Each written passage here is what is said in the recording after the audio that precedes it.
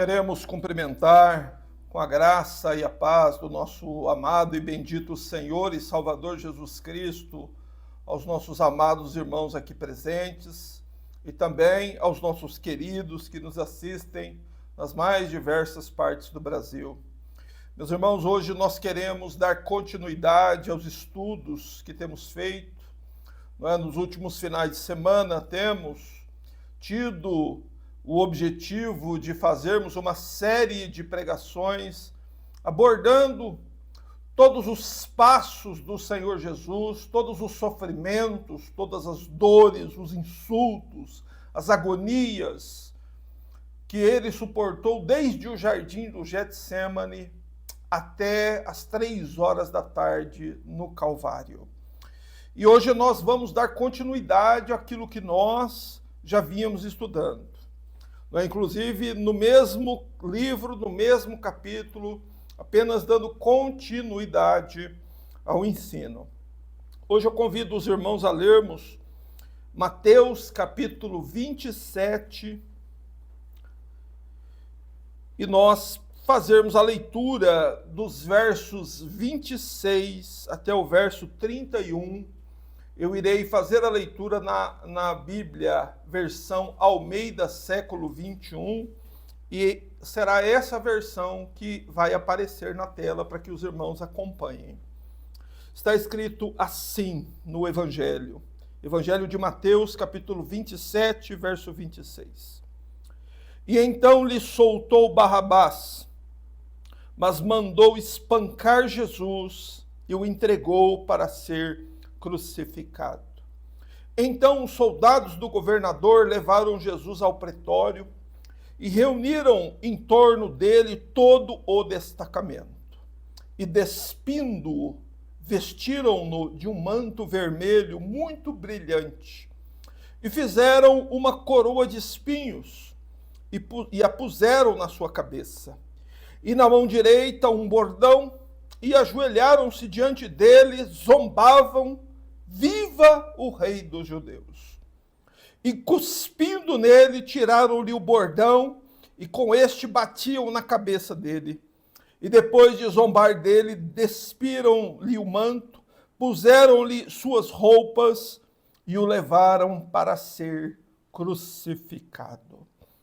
Amém. Meus irmãos, diante da solenidade, da importância destas palavras, feche os seus olhos e vamos orar ao Senhor, pedindo que nos conceda graça e entendimento, pois estas são as palavras da salvação. São entender estas coisas, estes sofrimentos que Cristo suportou e as razões pelas quais o Filho de Deus suportou estas coisas. É o que traz salvação ao coração do pecador. Ó Santo e eterno Deus e Pai, a Ti levantamos a nossa voz em adoração, Senhor, por quem Tu és, grande e todo-poderoso Deus, que habita nos céus, um Deus que habita na luz inacessível, na qual nenhum dos homens viu e nem pode ver. Mas Tu, Senhor, por Tua graça, por Teu amor, por Tua bondade, por Tua compaixão pelos filhos dos homens, nos enviou o Teu Filho, o Cordeiro de Deus, para que através dele, através do sangue que Ele veio derramar por nossos pecados, nós, Senhor, os pecadores, indignos, pudéssemos receber de Ti, meu Deus, o perdão dos nossos pecados. Sabemos, Senhor, por Tua palavra, que esta é a questão mais importante de todas, que nada há mais importante do que deixar este mundo tendo recebido o perdão dos pecados. Pois, Senhor, ai daqueles que morrem sem saber destas coisas, sem crer na realidade daquele cordeiro que foi morto para que nós pudéssemos viver. Abençoa-nos por Tua graça, limpa as nossas mentes, ó Deus. Dá-nos, Senhor, sabedoria e entendimento espiritual para compreender estas palavras do Evangelho. E abençoa-nos assim, Senhor, no nome do Senhor Jesus. Amém.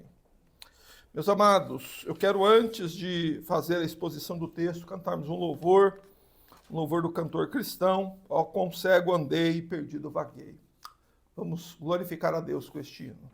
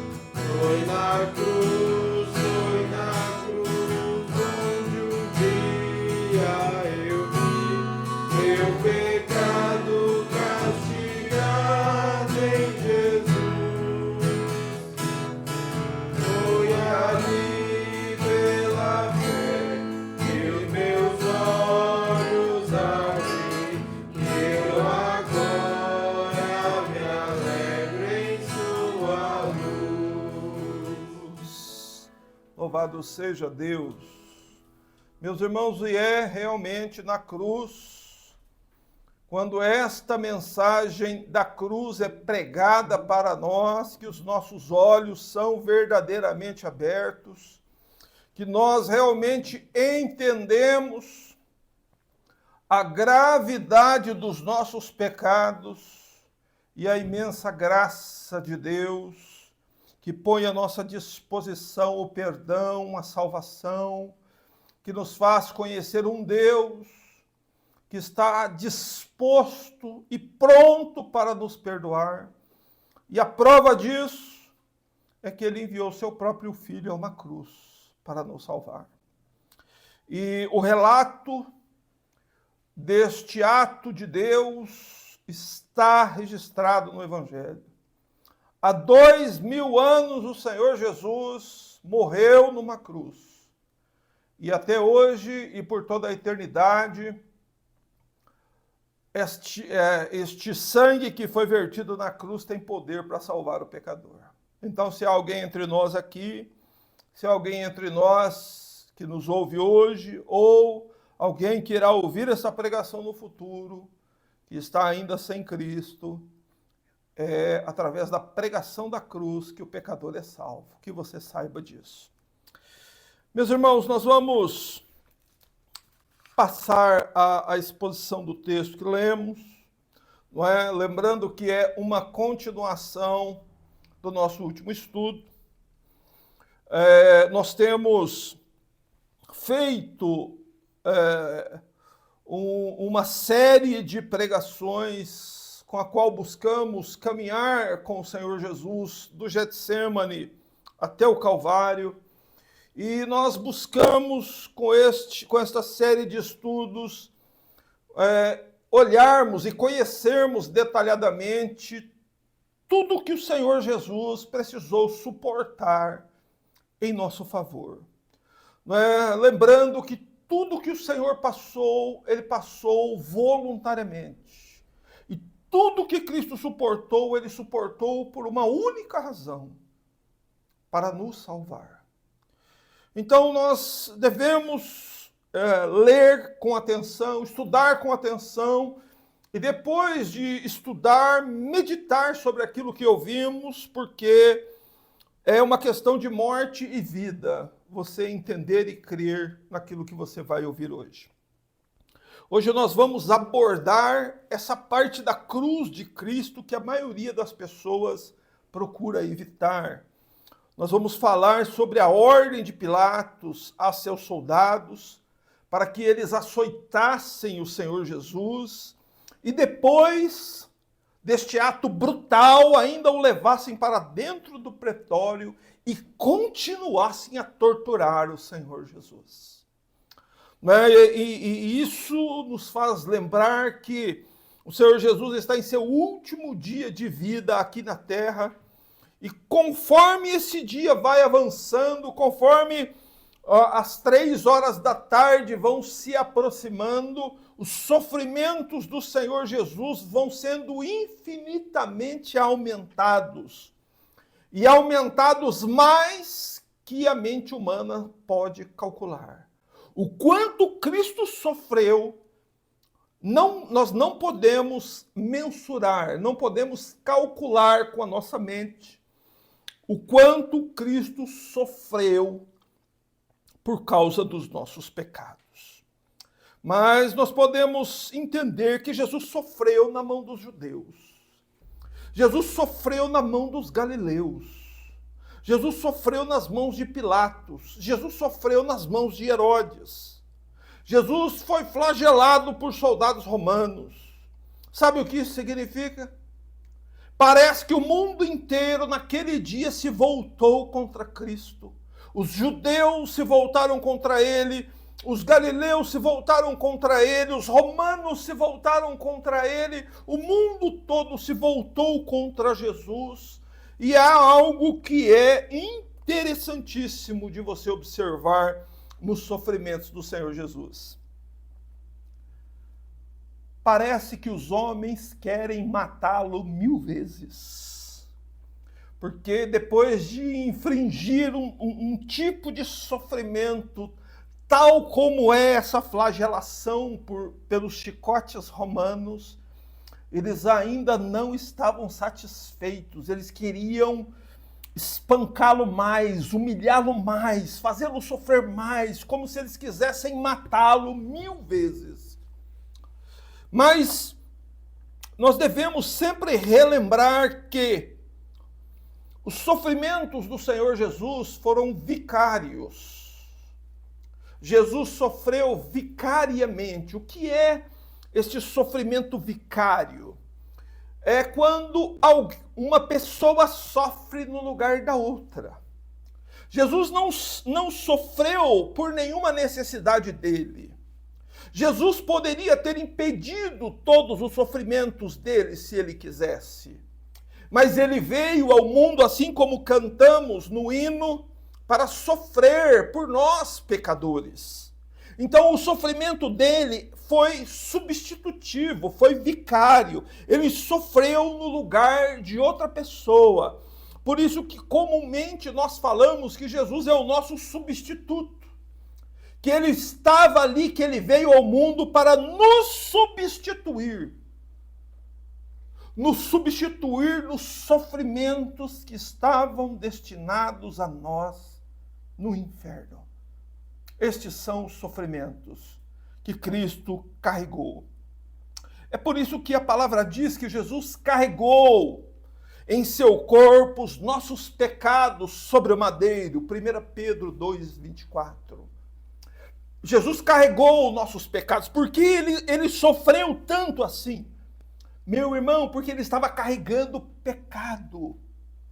E pecados são coisas muito mais graves do que a sua e a minha mente podem calcular do lado de cada sepultura.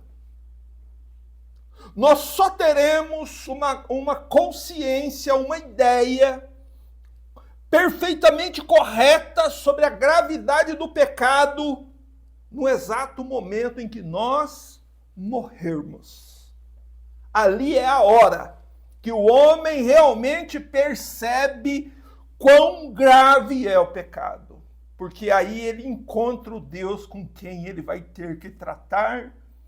E este Deus com quem nós temos que tratar depois da morte, nem o próprio céu é santo o suficiente aos olhos dele. Agora imagine quão grave é o pecado.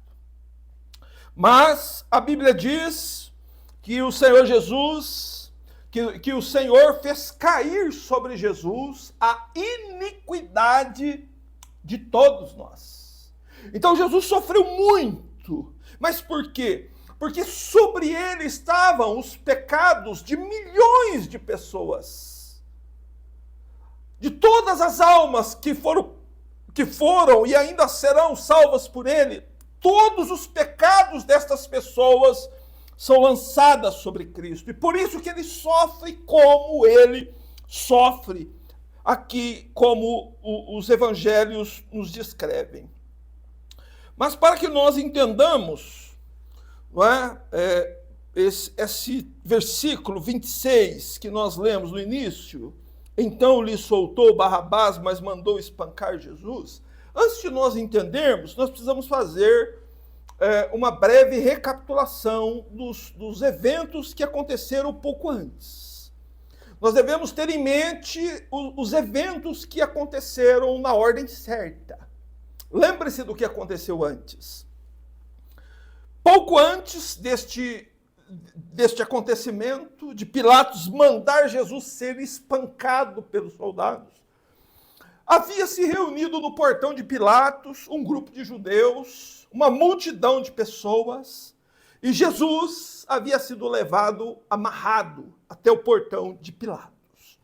E ali os judeus acusaram o Senhor Jesus de ser um malfeitor, de ser um rei autoproclamado, e eles acusaram o Senhor Jesus de impedir que as pessoas pagassem impostos a César. Então eles contaram um monte de mentiras para Pilatos, porque eles acreditavam que Pilatos iria imediatamente ordenar a execução do Senhor Jesus.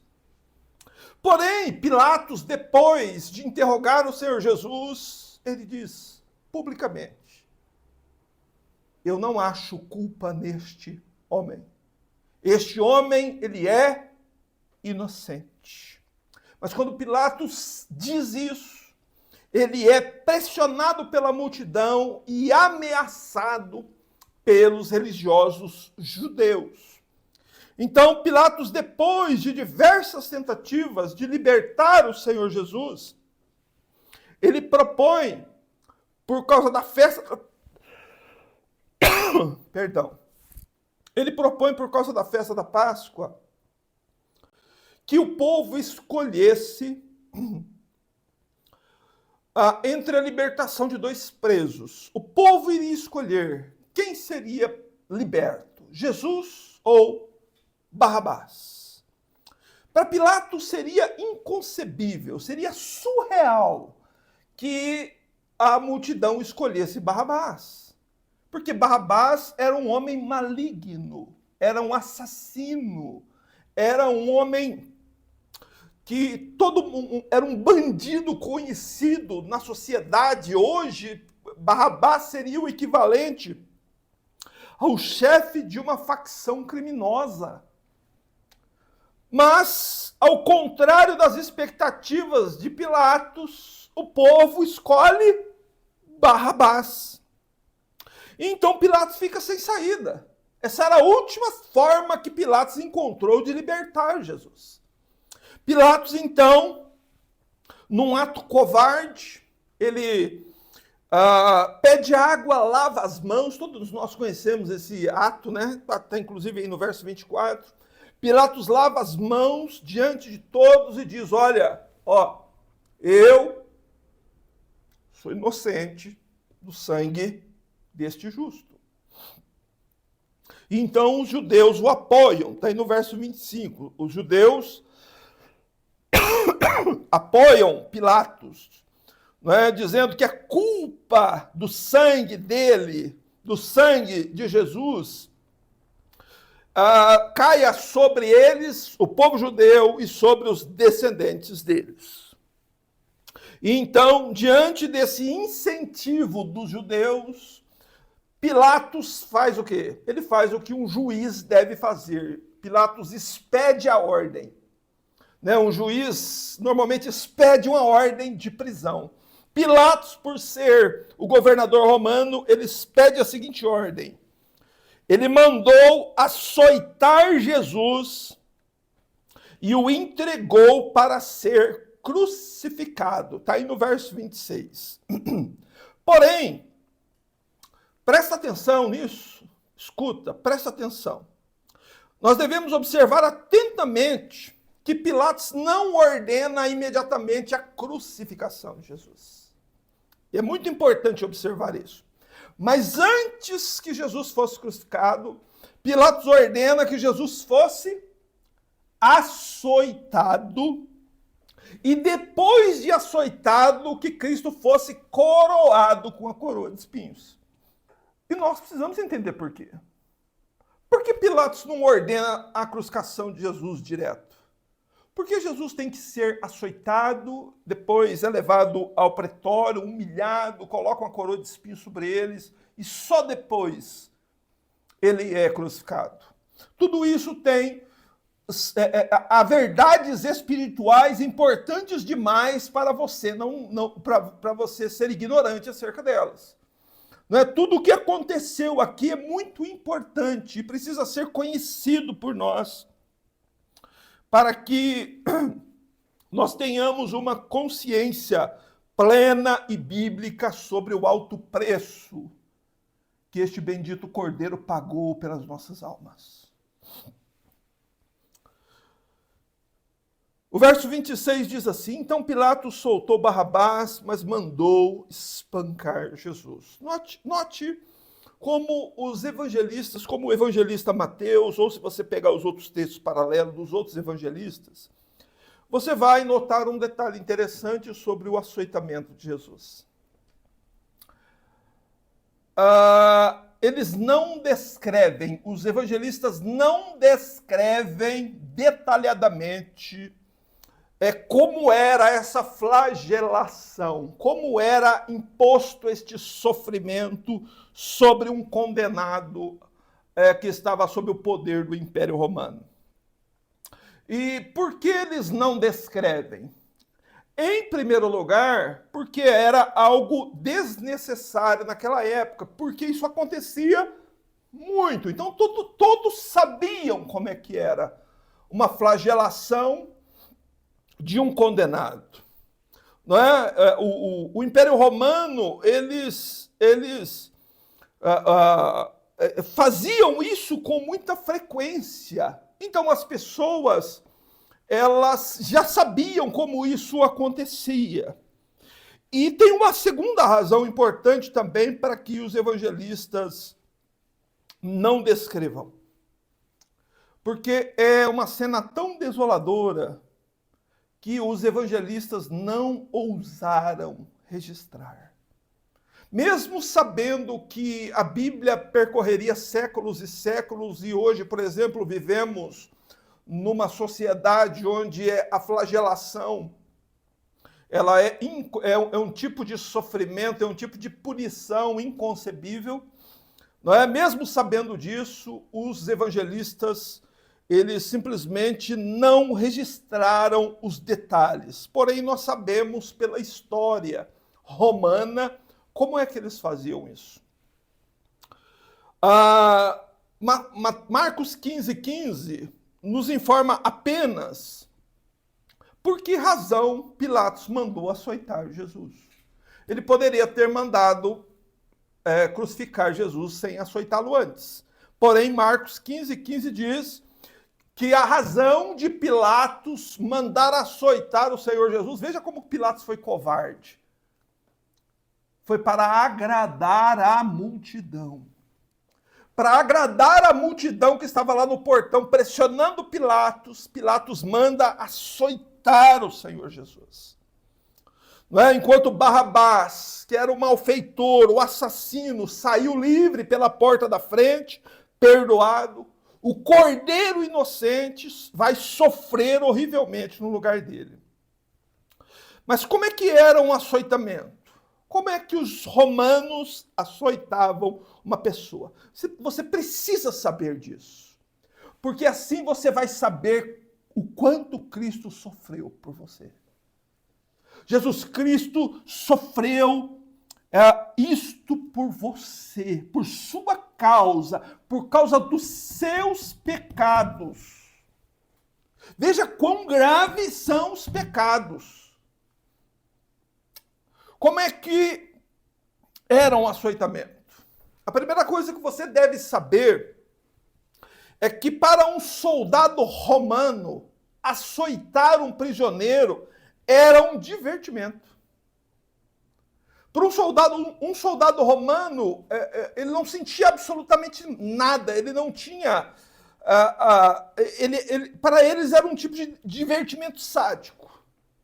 Né? O sadismo é prazer de ferir outras pessoas. Então eles faziam isso com prazer, eles gostavam de fazer isso.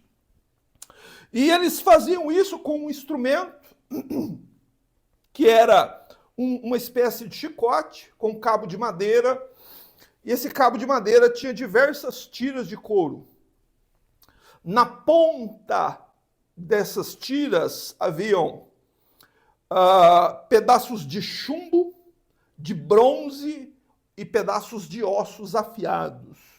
Tudo isso era amarrado na ponta do chicote. Esse chicote era chamado de flagellum, por isso existe o termo flagelar, né?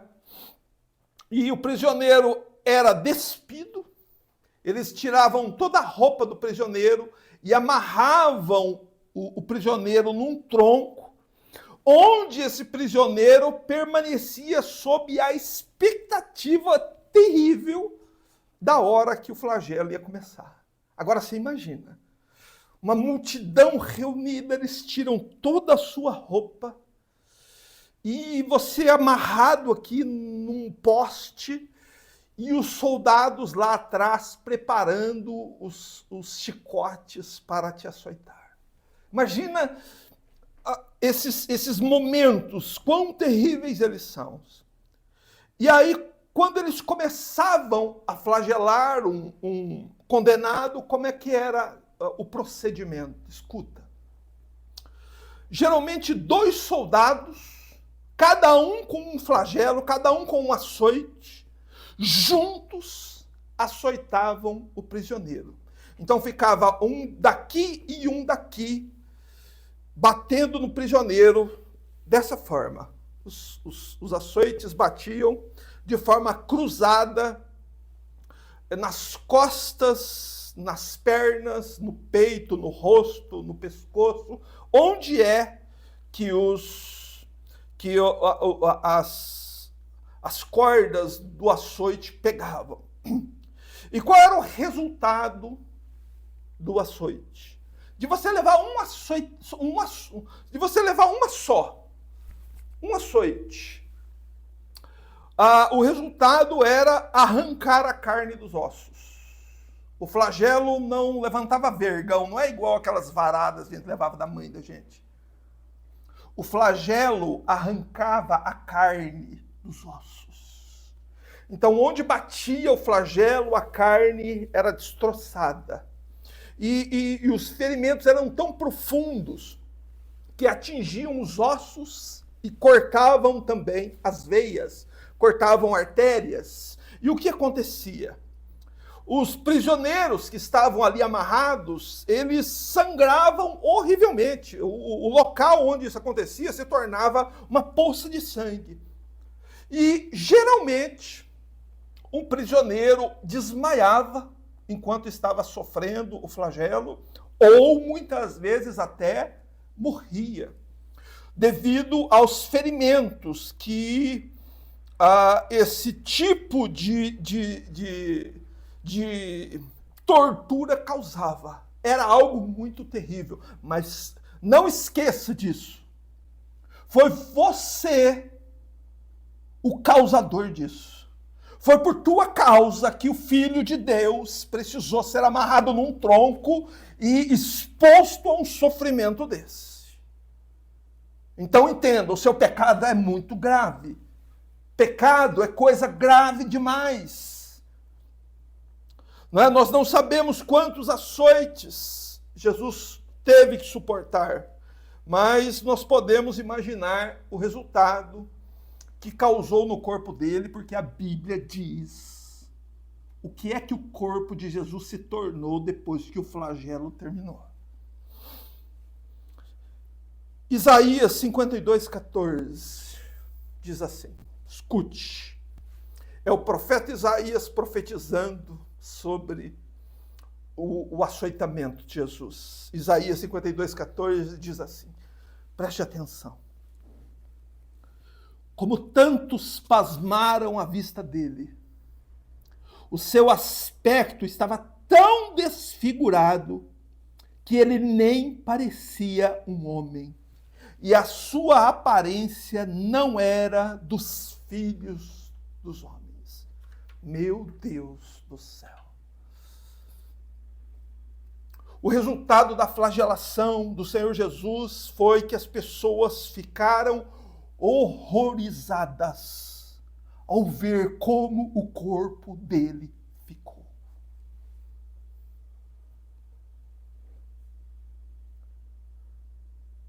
É isso que o profeta Isaías profetizou 700 anos antes. As pessoas ficariam horrorizadas. O corpo dele ficaria desfigurado. Tão desfigurado pelas tiras de carne que arrancou do corpo do Senhor, no rosto, no pescoço, no abdômen, nas pernas, tão desfigurado ficou o Senhor, que a Bíblia diz que a forma dele nem parecia um homem.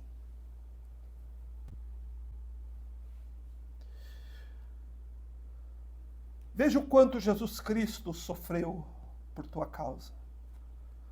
Veja o quanto vale uma alma para o Senhor. Veja quanta disposição, quanto amor do Senhor Jesus por suportar isso, para nos salvar.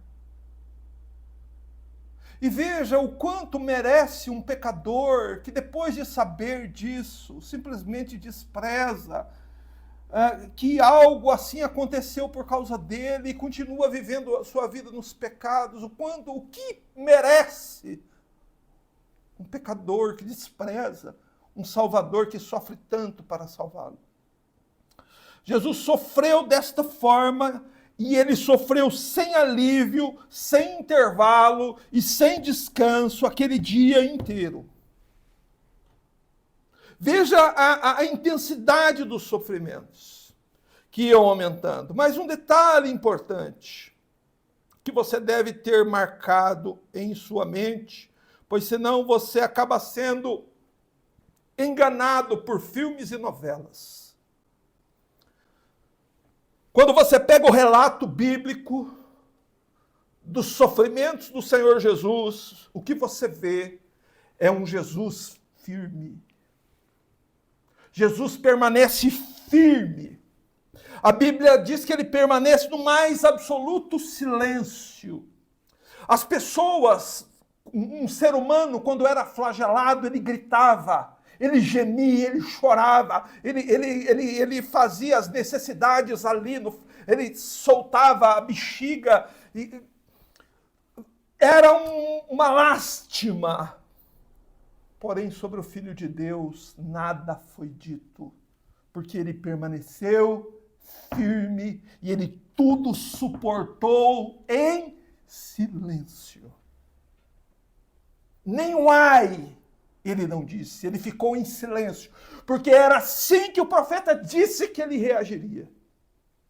Que ele seria como uma ovelha muda perante os seus tosquiadores. E assim foi.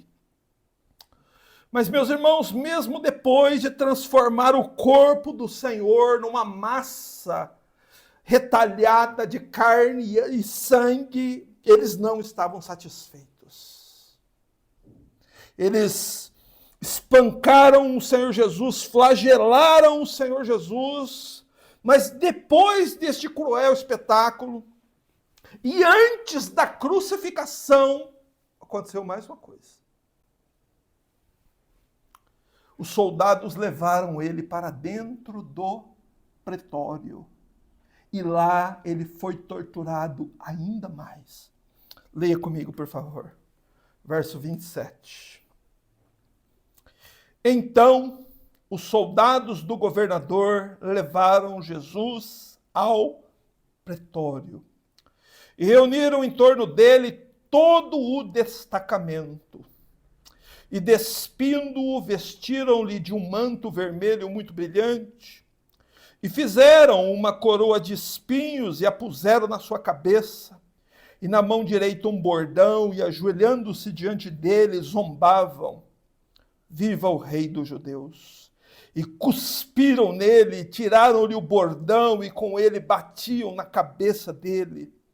E depois de zombar dele, despiram o manto, puseram-lhe suas roupas e o levaram para ser crucificado.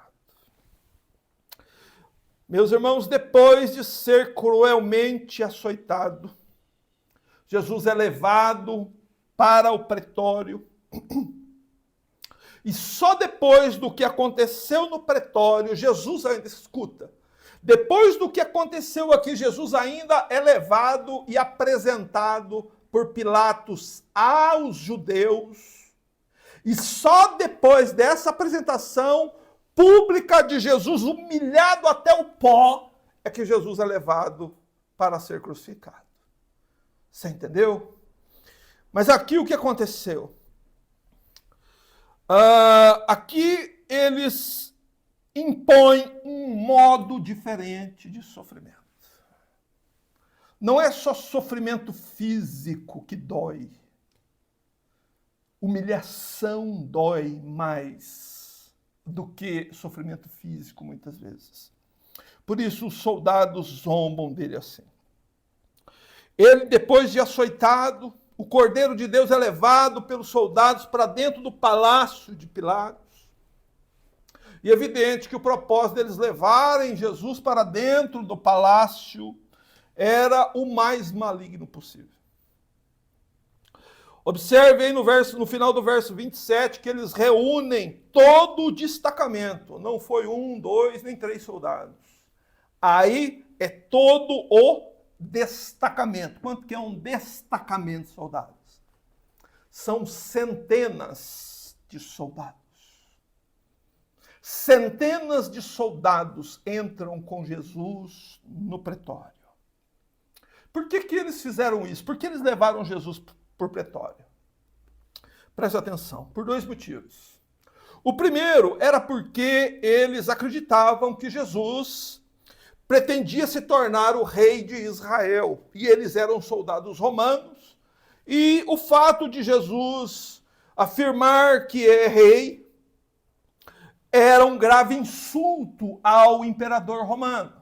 Então, eles estavam levando Jesus para dentro do lugar onde ficava o trono de Pilatos, que era o palácio do governador, e eles sentaram Jesus ali no trono, onde o governo, a autoridade romana ficaria sentada.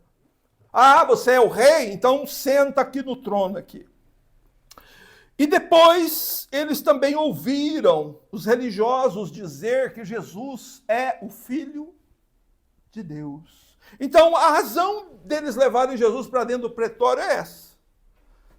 Jesus é o rei dos judeus e eles queriam zombar dele por causa disso. Jesus é o Filho de Deus. Eles levaram Jesus para dentro do pretório para zombar da divindade do Filho de Deus.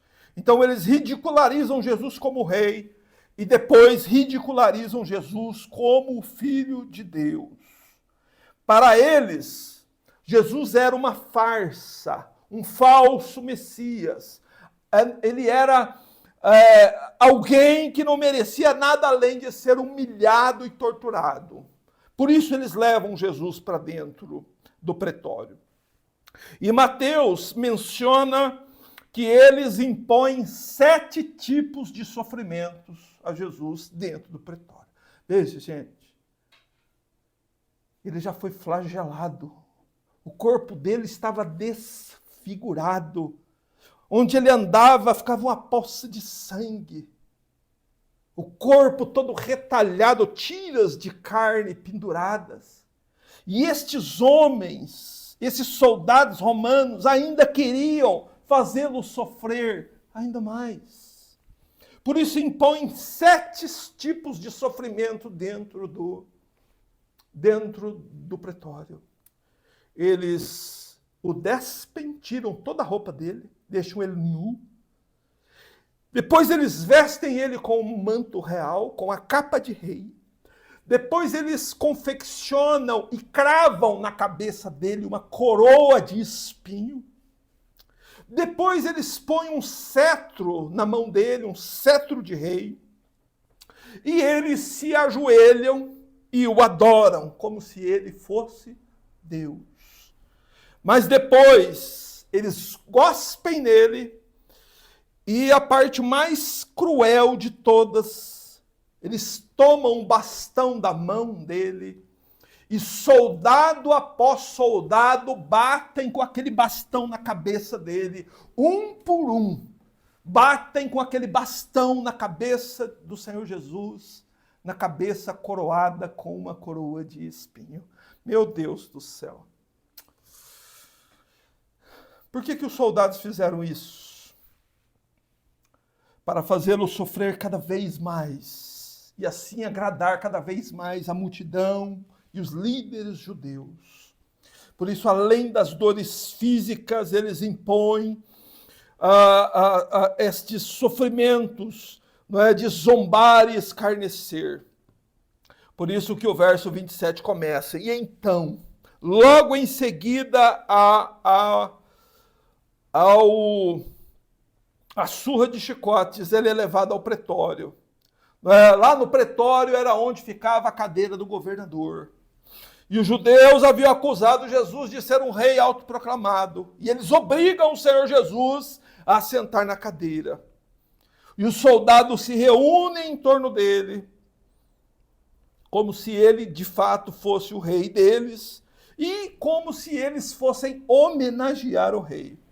Mas no verso 28, eles despem, né? Na minha versão está, e despem, mas o sentido dessa palavra no grego está colocar abaixo, como se eles pegassem a roupa dele e fizessem isso aqui, ó, colocassem abaixo, e aí você pensa, ele acabou de ser açoitado, e eles arrancam a roupa do corpo dele com grande violência. E depois eles começam a ornamentá-lo como um rei, envolvendo o corpo ensanguentado dele com uma capa vermelha, né? Acredita-se que é uma capa velha, esfarrapada, que eles acharam e colocaram nele para zombar dele, para que fosse como um manto real. E no verso 29 nós temos essa famosa... esse famoso registro da coroa de espinhos. É dito que eles fizeram uma coroa de espinho e a puseram na sua cabeça. Eles trançaram galhos de espinhos, eles pegaram uma planta de espinhos, cortaram os galhos e trançaram os galhos de forma com que aquilo se tornasse uma coroa e coubesse na cabeça do Senhor Jesus. Mas é claro que eles forçaram a coroa de espinhos para entrar na cabeça dele, de modo a ferir a sua cabeça.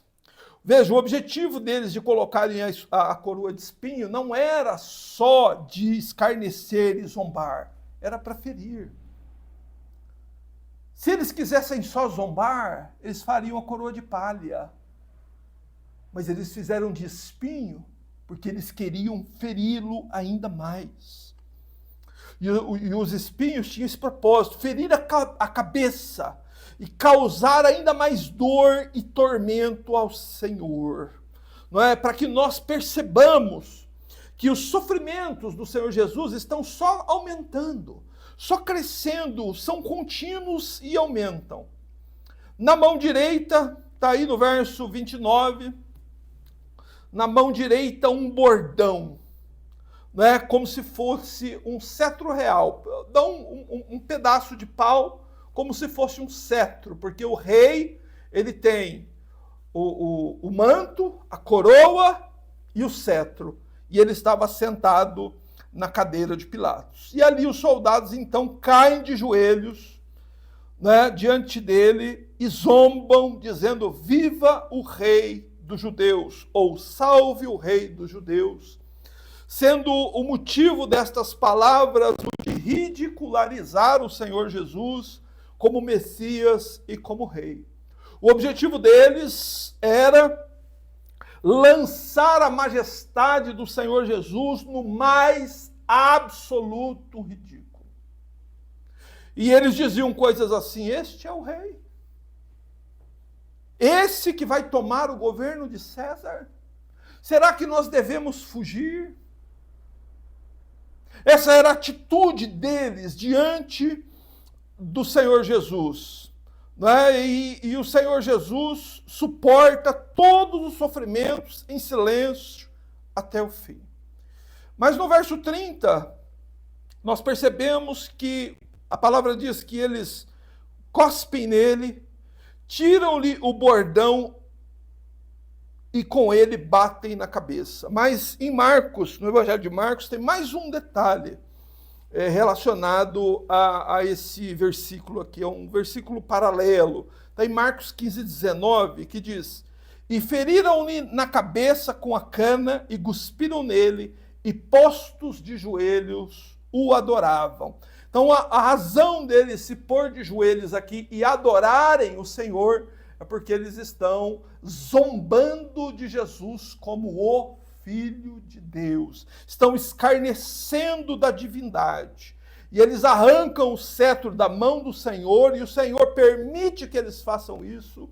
E então há esse espetáculo terrível que o texto diz: e cuspindo nele, tiraram-lhe o bordão e com este batiam, não bateram, mas batiam como um ato contínuo, como se houvesse um revezamento de soldados. Um soldado batia, depois o outro pegava o bordão e batia, depois o outro pegava o bordão e batia. E esse era o que eles faziam com o Senhor aqui no verso 30, e Jesus permaneceu no mais absoluto silêncio. E depois que eles terminaram de zombar dele, né, verso 31, despiram-no do manto, puseram-lhe suas roupas e o levaram para ser crucificado. Aqui Mateus está antecipando. Porém, quando nós vamos lá em João 19,4, nós não vamos fazer isso hoje, isso vai ficar para o nosso próximo estudo. Nós vamos ver em João 19,4 que o Senhor Jesus, ele é apresentado dessa forma, todo machucado, todo ferido, com a coroa de espinho. Ele é levado diante daquela multidão lá no portão por Pilatos. E qual a razão de Pilatos fazer isso? Pilatos queria usar isso como último recurso para soltar o Senhor Jesus. Pilatos apresenta Jesus diante da multidão e diz assim: olha o homem, olha o que já foi feito com ele. O que vocês querem mais alguma coisa? E aí eles gritam: crucifica-o. Veja, não era suficiente para o povo todo aquele sofrimento que o Senhor Jesus havia suportado. Mas hoje nós vamos ficar até aqui, no verso 31. Quando eles terminam de zombar de Jesus, tiram o manto, colocam as roupas dele e o devolvem então a Pilatos. Mas aqui eu quero levar vocês agora a algumas lições práticas. Claro, porque se nós não trouxermos lições práticas sobre o que aconteceu aqui, isso se torna apenas história antiga. Nós precisamos das lições práticas. A primeira é: por que Jesus precisou descer tão baixo? Por que o Senhor Jesus precisou deixar os homens fazer isso com ele? Porque o Rei dos Reis deixou aqueles homens fazerem isso com ele. Você tem essa resposta?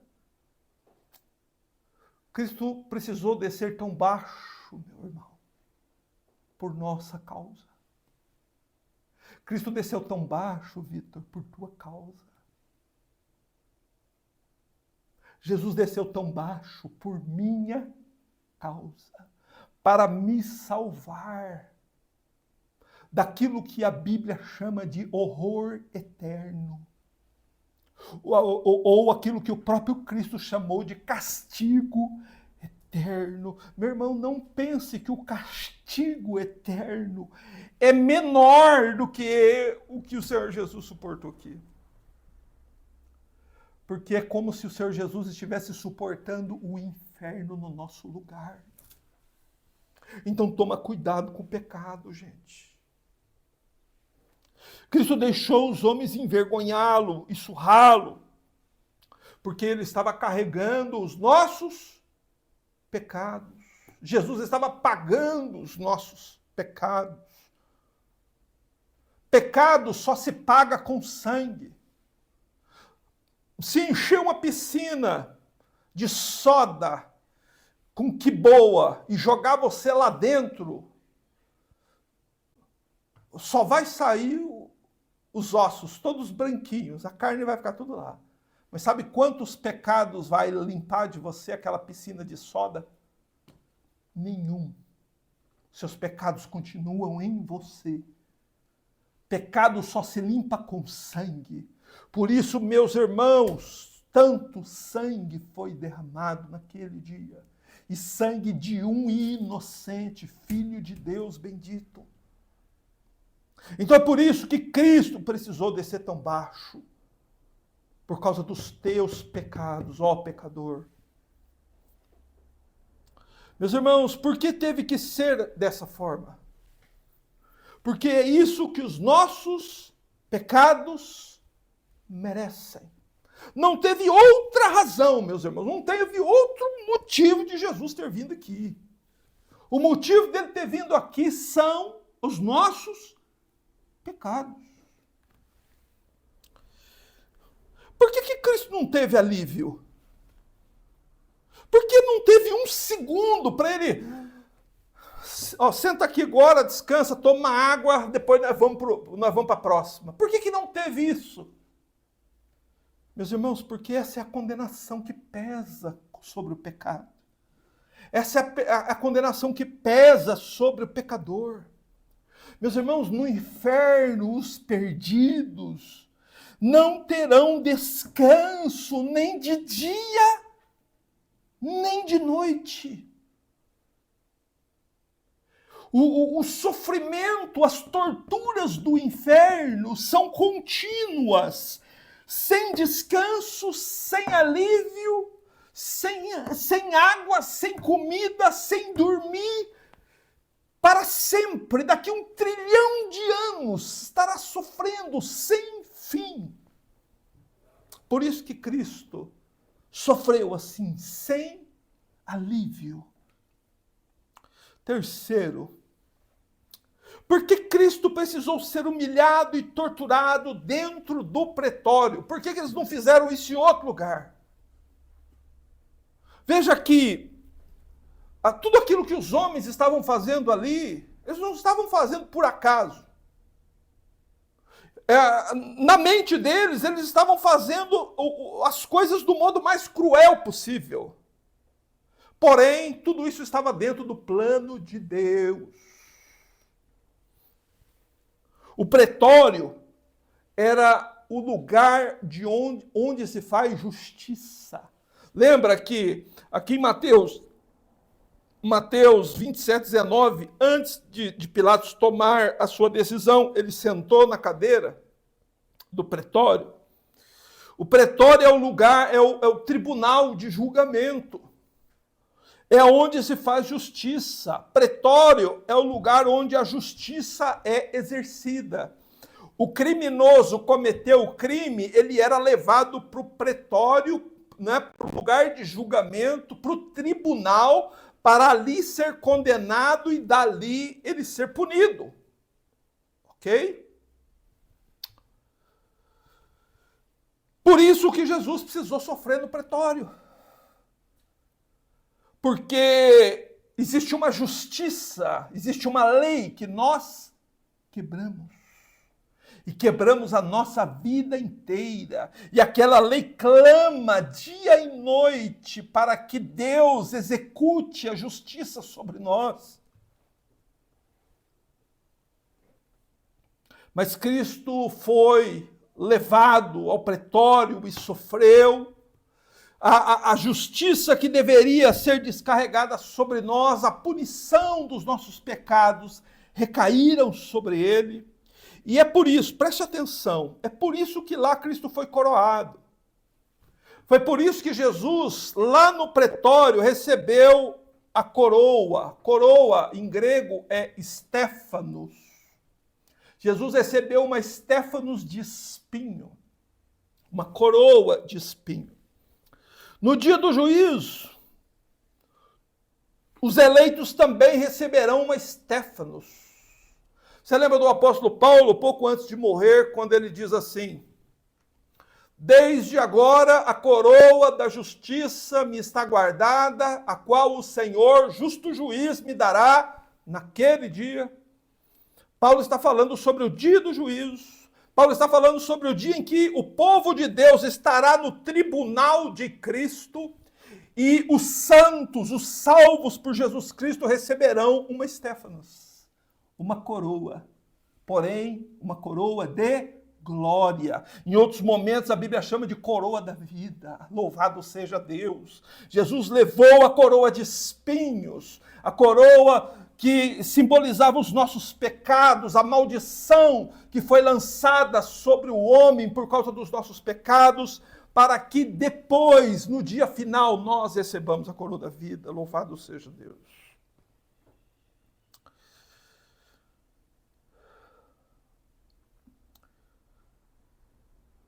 Por que Cristo precisou ser coroado com a coroa de espinhos? Para que você entenda isso, você precisa relembrar de um fato que ocorreu lá no dia da queda. Lá em Gênesis capítulo 3, versos 17 e 18. Eu vou relembrar para vocês o que o próprio Senhor Deus disse naquele dia. Escuta, escuta, escuta. E Adão disse: porquanto destes ouvidos à voz da tua mulher, e comeste da árvore que te ordenei, dizendo, não comeste dela, maldita é a terra por causa de ti. Com dor comerás dela todos os dias da tua vida. Espinhos e cardos também te produzirá, e comerás a erva do campo. Vejam, o propósito dos soldados em colocar uma coroa de espinhos em Jesus era de causar dor nele e ridicularizá-lo. Porém, eles estavam cumprindo o plano de Deus. Porque no Éden, os espinhos que Deus proclama que passariam a existir da terra depois da queda, porque não existiam antes, né? Que isso fique bem claro, antes da queda não existiam espinhos no mundo, na criação. Os espinhos são consequência da queda. Então, toda vez que você se furar num espinho, se lembre que a Bíblia é verdadeira, né? Que existe espinho no mundo porque o Adão pecou lá no começo, lá naquele dia. Não é? Mas lá no pretório diz a Bíblia que estava aquele, escuta, que todas as coisas foram feitas por ele. Aquele que foi coroado com a coroa de espinhos, todas as coisas foram feitas por ele. Então, há um paralelo interessante, importante que a gente precisa fazer aqui e não podemos perder esse detalhe. Desde a queda, desde aquele dia lá no jardim, o mundo, a criação, está debaixo de maldição. Por causa de Adão, Deus disse, maldita é a terra, o planeta Terra, o mundo inteiro, por causa de Adão. Mas Jesus Cristo, ele veio a este mundo salvar os eleitos, por isso ele é espancado e crucificado. E Jesus veio carregar a coroa de espinhos, para quê? Para redimir a criação da maldição que Deus proclamou por causa da queda, do pecado de Adão. Por isso que Jesus levou os espinhos sobre ele. É porque, meus irmãos, Deus prometeu para nós um novo céu e uma nova terra. Mas um novo céu e uma nova terra com espinho ou sem espinho? Uma nova terra livre de todo tipo de maldição produzida pelo pecado. Louvado seja Deus, na nova terra não tem espinho, não tem pecado, não tem choro, não tem dor, não tem morte, não tem maldição, tudo porque o eterno Filho de Deus veio a este mundo sofrer e ter a sua cabeça cravejada de espinhos, para que nós recebamos de Deus a bênção da terra prometida que Deus nos prometeu. Portanto, irmãos, nós devemos concluir aqui o nosso estudo de hoje. Eu quero concluir com a expressão que os judeus fizeram um pouco antes de crucificar o Senhor Jesus. Pouco antes da crucificação, Pilatos pergunta para os judeus: crucificarei o vosso rei? E os judeus respondem assim: nós não temos rei, senão César. Eu gostaria de fazer uma pergunta para você. Você é do povo de Cristo? Você é deste povo pela qual Cristo veio carregar os pecados, seus pecados? Então você deve dizer: eu não tenho outro rei senão Cristo. Você vai ser humilhado, você vai ser... o mundo vai se opor a você se você fizer isso. Porém, esse é o verdadeiro povo de Cristo. Não tenho outro rei senão Cristo. Por isso vivo debaixo da lei de Cristo, sob a palavra de Cristo. Estes são os verdadeiros cristãos. Estes são aqueles que olham e não com indiferença, mas sentem as dores que Cristo sofreu para salvar-nos dos nossos pecados. Não é? Naquele dia os homens zombaram e escarneceram dele, mas vai chegar o dia, e já está vindo, em que a Bíblia diz que todo joelho se dobrará e toda língua confessará que Jesus Cristo é o Senhor, para a glória de Deus Pai. Aqueles soldados que zombaram dele se ajoelharão diante dele e se dobrarão e com a língua deles confessarão que Jesus Cristo é o Senhor. Eu farei isso com o maior prazer. Estou esperando a hora de me ajoelhar diante do meu Salvador e confessar: Jesus Cristo é o Senhor e Ele é o Senhor. Meu irmão, minha irmã, que Deus te abençoe, que você guarde isso, que você continue estudando sobre isso, porque não há nada mais importante para você fazer da sua vida do que saber o preço que Cristo pagou pela sua alma. Vamos orar. Santo, bendito e verdadeiro Deus, a Ti, Senhor, rendemos o louvor e a glória, porque o Senhor é Deus poderoso, bendito, e o Teu amor, Senhor Deus, produziu a cruz do Calvário. Por Teu amor, Senhor, Teu Filho veio ao mundo para sofrer, e como Ele sofreu. Senhor, mais que a nossa mente pode calcular, mais do que qualquer um pode pensar. Senhor, e nós oramos, porque somos tão indignos de alguém tão grande quanto Cristo vir a este mundo sofrer por nós. Cabe-nos tão somente, Senhor, dobrar nossos joelhos e glorificar-te todos os dias e adorar ao nosso Deus, por tão abundante graça que tem, Senhor, nos alcançado. Que as almas, Senhor, que ouviram esta pregação, possam dobrar seus joelhos e se render a Cristo. Senhor, e que o Senhor nos abençoe, para que possamos crescer cada vez mais no conhecimento, na graça, em entendermos estas coisas e o nosso coração cada vez mais amar a Jesus, servir a Jesus, obedecê-lo e vivermos a nossa vida para o Senhor Jesus Cristo.